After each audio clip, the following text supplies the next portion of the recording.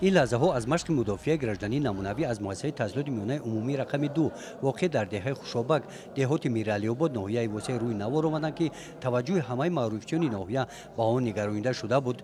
در این چاره‌بینی اهمیت مهم مدافعی داشته رهبریت 72 مؤسسه‌های تعلیمی ناحیه آموزگاران فن‌های دفاع حربی و تربیت جسمانی برای آموزش اشتراک نمودند.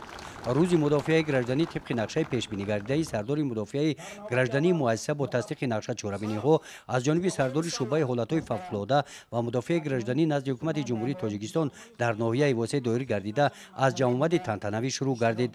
در این چاره‌بینی مدیر شعبه معارف ناحیه واسه رستم پیراکوف عاید ماهیت برگزاری مشق مدافع گردنی و بلند برداشتن سطح آگاهی مکتبیان از پیشگیری آفت‌های طبیعی اطلاع دادند.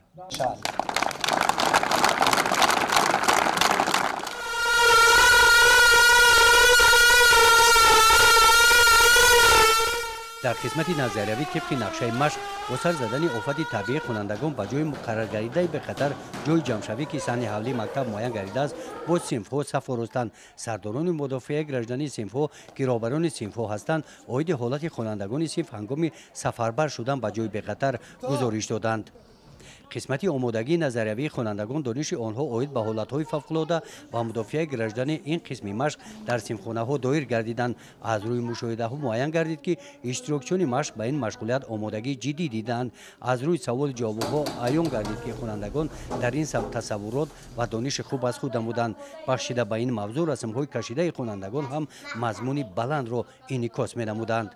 با انجام این بخش قسمت عملی مشق شروع گردید. نجات دهندگان و دیگر دسته ها برای نجات آدمان ضرر دیده برآوردن آنها به جای بخطر و رسانیدن یاری طبی در این سمت دسته یاری طبی مکتب با چست و چالاکی عمل نمودند. آن وظیفه هایی که نزد آنها گذاشته شدند آن را در سطح لازمه اجرا کرده توانستند. این آدمان باشند به دسته خیمیک ها شامل هستند. این دسته با استفاده واسطه های ضروری و لباس های مخصوص حمایوی حالت بخطری میدان زمین را از هر گونه رادیاسیون ها پیشگیری نمودند. دسته نگهداری ترتیبات جمعیتی هم در اجرای وظیفه به عهدهشان گذاشته شده فعال بودند. در این مشق اختیاریان مؤسسه تعلیمی با کارمندان قسم آتش نشانی در همبستگی فعالیت نموده وظیفه خود را صادقانه اجرا کرده توانستند.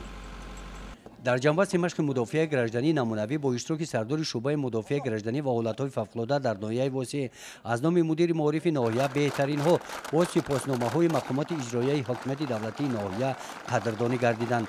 همین گونه مشق‌ها دوام ماه اپریل و می در همه دیگر مؤسسه‌های تعلیمی ناحیه گذرانیده می‌شوند. گزارش خوجا نظریف خدای نظر زهروف از ناحیه واسع برای برنامه اطلاعاتی نوید.